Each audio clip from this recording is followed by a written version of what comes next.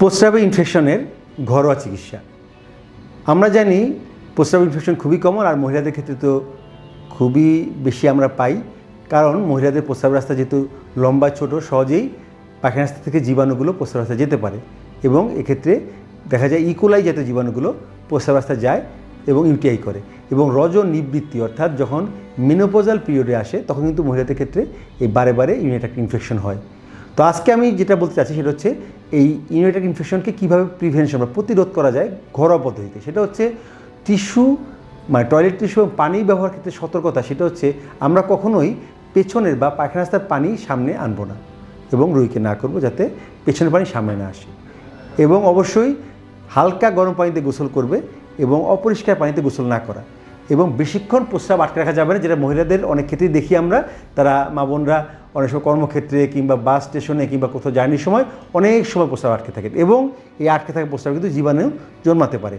এবং শারীরিক সম্পর্কের আগে এবং পরে অবশ্যই গোসল করে নিতে হবে, ঢিলেঢালা সুতি কাপড় পরতে হবে এবং নিয়মিত গোসল করতে হবে, এবং মাসিকের সময় পরিষ্কার পরিচ্ছন্নতা এবং স্যানিটারি প্যাডটা ঘন ঘন পরিবর্তন করতে হবে।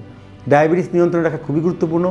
ভিটামিন এ, সি এবং ই সমৃদ্ধ খাবার গ্রহণ করতে হবে, এবং শাকসবজি বেশি করে খেতে হবে, এবং ওজন বেশি থাকলে অবশ্যই ওজন নিয়ন্ত্রণ করতে হবে, এবং ঘাম যাতে না হয় অবস্থার পরিপ্রেক্ষিতে আমাদের বারে বারে কাপড় পরিবর্তন করারও গুরুত্ব আছে এক্ষেত্রে।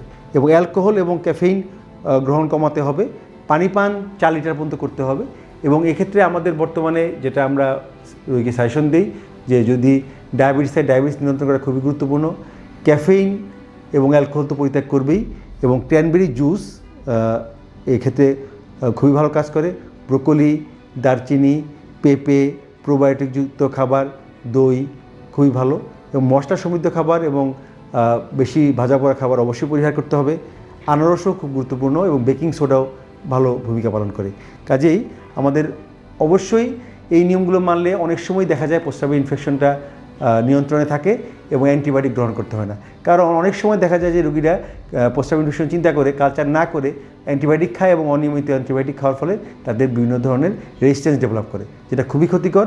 কাজেই এই প্রস্রাবে বারবার ইনফেকশন হলে অবশ্যই ইউরোলজিস্টের শরণাপন্ন হবেন এবং চিকিৎসা নেবেন। ধন্যবাদ।